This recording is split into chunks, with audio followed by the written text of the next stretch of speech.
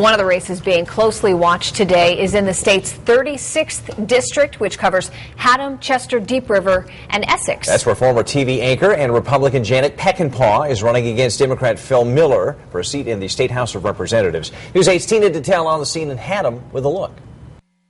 A familiar face to many, and now the campaign trail is becoming a more familiar territory for Janet Peckinpaugh, who is taking a second run at office.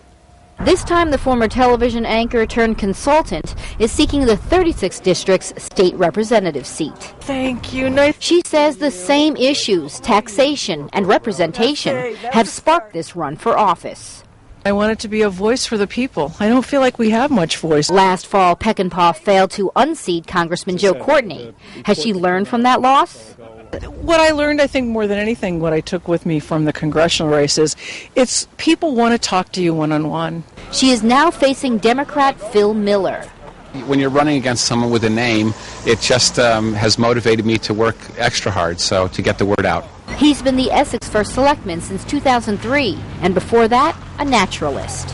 A lot of people think of us as sort of an affluent place, but I know the real truth, that our families and people have the same struggles that we have throughout the state, and so I'd like to see us right the ship. Both candidates are hoping to fill the seat left vacant by Democrat Jamie Spallone, who stepped down to become the Deputy Secretary of State.